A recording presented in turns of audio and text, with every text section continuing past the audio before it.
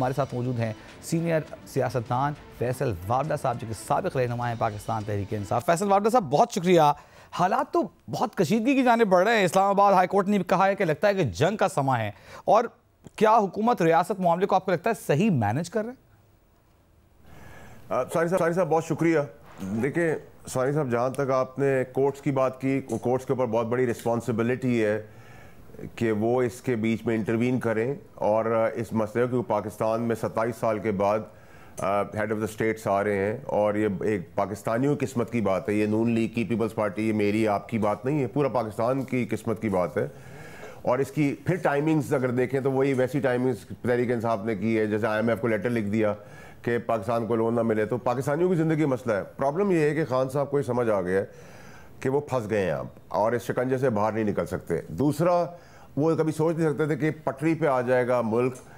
देखिए डॉलर 335 रुपए पे दिया PDM की हुकूमत ने, 270 पे ले आई SIFC। ये बिजली की IPP से SIFC ने निगोशिएट किया, वापस रीनिगोशिएट किया, सस्ती बिजली हो रही है और मज़ीद सस्ती होगी। पेट्रोल कम हुआ है और कम होगा, उससे महंगाई कम होगी, सूद की शरह कम हो गई है, करंट अकाउंट डेफिसिट जो है वो बैलेंस कर गया है, रेमिटेंसेस रिकॉर्ड पर हैं, एक्सपोर्ट बढ़ी है। ये सारा क्रेडिट सिर्फ और सिर्फ SIFC को जाता है। हमारे एतबार में ही फौज काम कर रही थी, लेकिन उस वक्त हमारे साथ फौज के जो फैज हमीद साहब के, उनके साथ हमारा जो गठजोड़ हो गया, उसमें तो हमने तबाही कर दी, क्योंकि हमने पाकिस्तानियों का नहीं सोचा, हमने इक़्तिदार का सोचा। उस वक्त भी एक फौज सही काम कर रही थी। सो अगर आज आप मुझे कहें कि मैं इनकी तारीफ ना करूं, इनको अप्रिशिएट ना करूं, तो ये बड़ी नाजायज़ बात होगी। ठीक है। और सियासतदान बड़ी स्मार्टली, सानी साहब, कोर्टों को PTI के लोगों ने तासुर दे दिए और कभी कभी लगता भी ऐसे ही है। और इधर की सियासतदानों ने ये शो किया कि उनके पीछे एस्टेब्लिशमेंट खड़ी है और इन दोनों को आपने सामने खड़ा कर दिया। ये तासुर है, ऐसा फैक्चुअल नहीं है सिचुएशन। अब आप बात करें कि जी ये मार रही, लाशें इनको चाहिए, लाशें इनको चाहिए क्योंकि डेस्परेट है, फ्रस्ट्रेटेड है। ठीक है। और आपने देखा कि वहाँ के वसाइल जो इस्तेमाल हुए KPK के, एक तरफ गंडापुर साहब करप्शन कर रहे हैं, चले करप्शन तो अब सभी करते हैं, तो दैट्स नॉर्मल, लेकिन इतना फियास्को क्रिएट कर देना। अब यहाँ इस मुल्क के अंदर शराब ममनू है, डाका डालना ममनू है, कत्ल करना ममनू है, रेप करना ममनू है कानूनी तौर पर। अब आप कानून में लिखा है कि डी चौक नहीं आ सकते, लेकिन हमें डी चौक आना है ताकि टकराव हो और मारामारी हो। इसी पर बात कर लेते हैं। गिरा दे खुद अपने हाथ से PTI वाले। वारदा साहब, इस वक्त कहा जा रहा है कि खान साहब के पास डू और डाई का यही 25 अक्टूबर तक का मौका है, माहिरीन का यह ख्याल है। और क्योंकि SCO समिट होने वाली है, तो ये बेहतरीन वक्त है कि जितना ज़्यादा दबाव डालकर मजबूर किया जा सके अपने से बात करने पर। और खान साहब इस अपॉर्चुनिटी को ज़रूर इस्तेमाल करेंगे। वो हमें दिखाई भी दे रहा है कि आज लाहौर का ऐलान किया, गुज़श्ता रोज़ डी चौक का ऐलान किया था। तो आपको लगता है कि खान साहब कामयाब हो जाएंगे, जो अगली साइड है वो बच हो जाएगी, अपनी नीज़ पर आ जाएगी, खान साहब को देगी सेफ पैसेज, मुज़ाकरात करेगी? सानी साहब बिल्कुल भी नहीं, 500% नहीं। और दूसरा है कि आज आपने देख लिया 2, 3, 4 हज़ार आदमी, 5 हज़ार आदमी, 20 हज़ार आदमी, जो आप डिबेट करें, 50 लाख आदमी, ठीक है, सरकारी लोगों को ला के ख्वार करें, अपने बच्चे नहीं ला रहे। भाई मैं कहता हूँ खान साहब को अगर आज़ादी करनी है अपने बच्चे लाएं। क्यों गरीबों के बच्चे सड़कों पर रुल रहे हैं, मर रहे हैं? ये तो सरकारी लोग हैं KPK के जो आए हुए हैं। और 190 आर्टिकल के तहत आप वसाइल, सूबे के वसाइल दूसरे सूबे पे चढ़ाई के लिए या फेडरल के ऊपर नहीं कर सकते। नंबर एक। नहीं, कल वकास अकरम साहब हमारे साथ, वकास अकरम साहब हमारे साथ मौजूद थे कल, शेख वकास अकरम साहब। वो कह रहे हैं कि भाई कोई प्रोटोकॉल नहीं है उनके साथ। वो कह रहे हैं कि वो वजीर आला हैं, उनकी सिक्योरिटी है, उनकी सिक्योरिटी डिटेल उनके साथ चल रही है, कोई सरकारी वसाइल नहीं है। जितने वो लोगों को लाते हैं, गाड़ियां लाते हैं, उसके पैसे वो जेब से देते हैं। अब अगर जेब से पैसे देंगे तो कैसे इल्जाम लगाएंगे? सानी साहब, जिनका आपने जिक्र किया है वो 4 पार्टियों से घूम के आए हुए, वो खुद भी कहीं मैदान में नजर नहीं आए। पाक तहरीक इंसाफ की जितनी लीडरशिप है, गौहर साहब किधर थे, उमर अयूब साहब किधर है, कोई भी नहीं है। क्योंकि इनमें से सेंसिबल लोग हैं, लाशें खेलने का, लाशें गिराने के किस्से में नहीं आ सकते। गंडापुर का मसला है कि वो CM है। आज CM किसी अब्दुल गफूर को आप अनाउंस कर दें, वो इससे ज्यादा आग बरसेगा क्योंकि पैसा कमा रहा है वो। अच्छा, अब आप समझ लें कि जो सबसे इंपॉर्टेंट चीज़ है ना सानी साहब, जो खतरनाक इंडिकेटर है, वो ये है कि 245 के तहत फौज आ गई है। तो जो इंसानी हकूक के मैंडेट है हाई कोर्ट के 199 के तहत आर्टिकल के जुडिशल के, वो सब सस्पेंड हो गए। ठीक है, तो अब मेरे हिसाब से ये पॉसिबिलिटी भी हो सकती है कि अगर कोई जरा सा भी कोई चूचा हुई तो वो आर्मी एक्ट के तहत और आर्मी कोर्ट्स में चला जाएगा। तो इसका फायदा क्या हुआ, इसका मजीद नुकसान हुआ। और इसको इंसाइट किया है खान साहब ने, तो खान साहब पे भी पर्चा कटेगा, गंडापुर में भी कटेगा।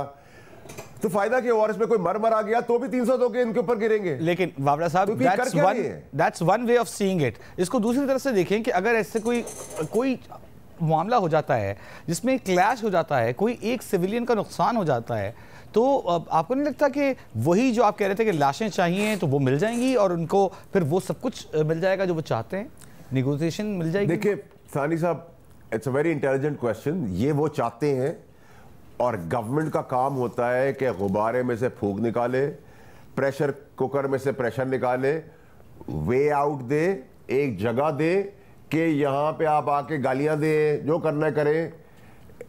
लेकिन अगर आप नो गो एरिया या इलीगल एरिया में आएंगे जहाँ पे कानून मना करता है, तो फिर ये ना कहे कि अंकल हैं आप, हमारे डैडी हैं, आप मुसलमान हैं, हमने जुमे की नमाज आपसे पढ़ी थी, बकरा ईद में गोश्त भेजा था, आपको याद है मैंने स्वीट दी थी। फिर आप कहें कि मैं इधर कोई आएगा तो गवर्नमेंट हरकत में आएगी, खड़े हो फिर अपने पैरों के ऊपर। ठीक है, ये नहीं हो सकता कि आप कहें पुलिस निकल गई, हमें नहीं पता, तुम अंकल थे, मेरे अब्बू थे, याद है तुम्हें, मैं जुमे की नमाज में तुम्हें मिला था, मैंने सलाम किया था, बकरा ईद में तुम्हें गोश्त भेजा था, आओ मैं स्वीट खिलाऊं तुम्हें।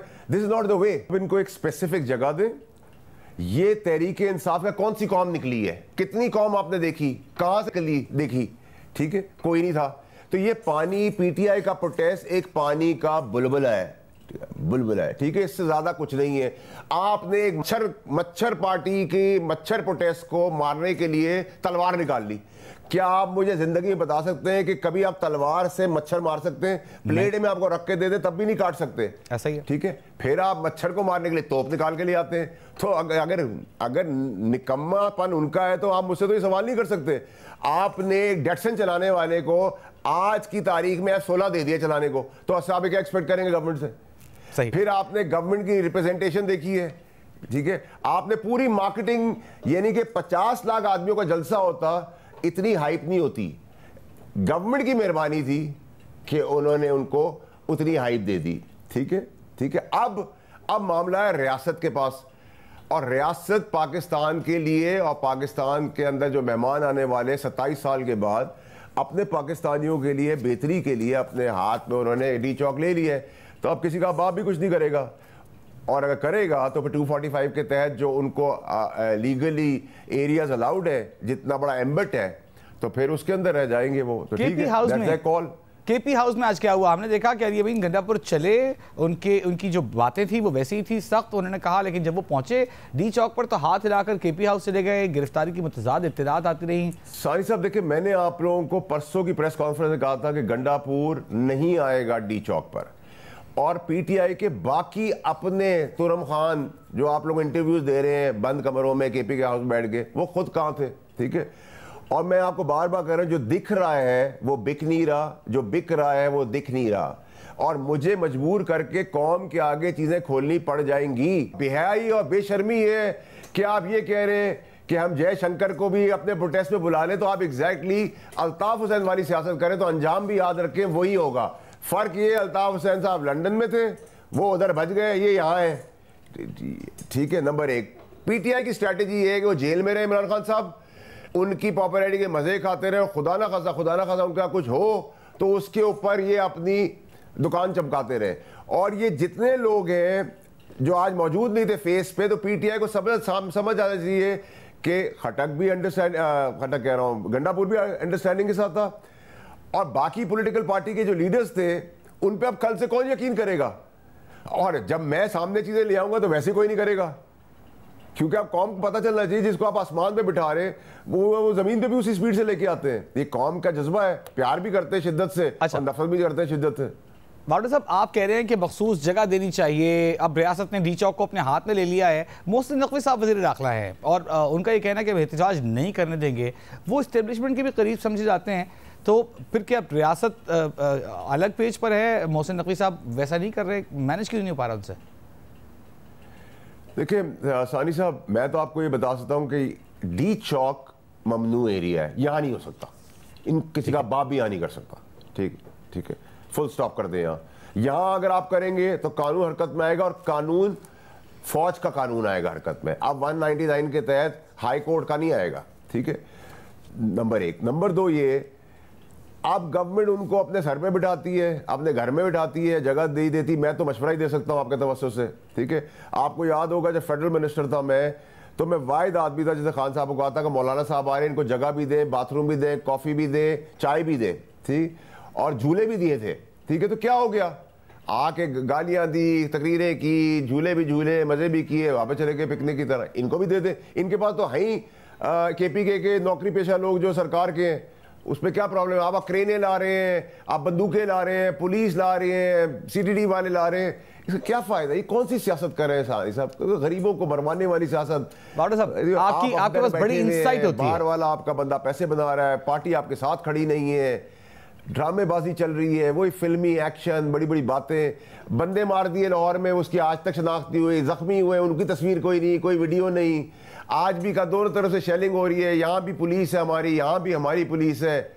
पता नहीं क्या कर रहे हैं। एक चीज का बयान देके तो इन्होंने अपना भट्टा बिठा दिया है कि आप फुल स्टॉप है कि ये अपने मुल्क को अपने इक़्तिदार के लिए तोड़ भी दे तो इनके लिए कोई बईद नहीं है। नहीं, वो ये वजाहत आ गई है बैरिस्टर सैफ की। वो ये कहते हैं कि हमने ये कहा था कि आके हमारा एहतजाज देखें, हमने ये कहा था, और उन्होंने कहा कि TV out of context quote कर रहा है। इसको छोड़े, हम आपसे अहम सवाल ये करना चाहते हैं कि अता तारा साहब कहते हैं अली अमीन गंडापुर के साथ आज के बाद बहुत बुरा सलूक होने वाला है। बड़ी इंसाइट होती है आपके पास, क्या बुरा सलूक होने वाला है? देखिए साहिब साहब, मैं उनकी तो किसी बात का जवाब नहीं दूंगा। मैं आपको याद दिलाऊंगा कि जब पिछली बार गंडापुर साहब आए थे, जब वो सिक्योरिटी KPK की और प्रोविंस की बेहतरी के लिए जैमर्स की वजह से उनका फ़ोन नहीं मिल रहा था, तो मैंने कहा था पिछली बार पेस्ट्री खिलाई, इस बार व्हिप्ड क्रीम के साथ पेस्ट्री खिलाएंगे। तो मैं अभी भी अपनी बात पे खड़ा हूँ कि इस बार पेस्ट्री होगी और उस पर व्हिप्ड क्रीम होगी, और आइंदा आने वाले दिनों में आपको मुझसे पहले पता चल जाएगा। एक मफरूज़े पर बात कर लेते हैं। लेट सपोज सूरत हाल ऐसी आ जाए कि जो शंघाई ताउन तंजीम का इजलास है उसे कंटिन्यू करने के लिए हर सूरत मुज़ाकरात करने पड़े, एहतजाज ख़त्म करवाना पड़े हुकूमत को, तो फिर क्या आपको लगता है कि निगोसिएशन टर्म पर आ जाएगी हुकूमत और बात करेगी और वो NRO मिलेगा खान साहब को? देखिए, कोई निगोसिएशन नहीं होगी, कोई डिस्कशन नहीं होगी। अब प्रोटेस्ट, कौन सा प्रोटेस्ट हानी साहब, कोई है ही नहीं। अच्छा, किस बेसिस पे करेंगे? ये 2, 4, 12, 20, 25 आदमी से, वो भी अभी थका हार के निकल जाएंगे जब वो देखेंगे कि गंडापुर साहब जो है, बाकी पूरी पार्टी गायब है, गंडापुर साहब भी व्हिप्ड क्रीम के साथ पेस्ट्री खा रहे हैं, तो पागल थोड़ी है। आखिरी सवाल, घास थोड़ी खाते हैं इंसान। आखिरी सवाल, क्या PTI जो पूरा जोर लगा रही है आईनी तरमीम रुकवाने के लिए कामयाब हो जाएगी, या आपको लगता है कि आईनी तरमीम थ्रू हो जाएंगी 25 अक्टूबर से पहले पहले? देखिए सारी साहब, मैंने आपको 2-3 दिन में कहा था कि 21 अक्टूबर जो है मेरी तारीख पैदाइश है, उससे पहले पाकिस्तान के लिए बहुत सारी चीज़ें अच्छी हो जाएंगी। अच्छा, मैं इतनी बात कर सकता हूँ। बाकी अगर इनका ये जोर है तो इस जोर से तो सर ये आपके कमरे का दरवाजा ही खुल सकता है। अच्छा, आप ये कह रहे हैं कि 15-16 को जब शंघाई ताउन तंजीम का इजलास हो जाएगा और उससे लेकर 21 तक आपकी सालगिरह तक, तो जब हम केक खाएंगे आपकी सालगिरह का, उस वक्त तक आपको लगता है कि हालात वो खाएंगे सानी साहब व्हिप्ड क्रीम के साथ, मैं और आप खाएंगे केक। बहुत शुक्रिया।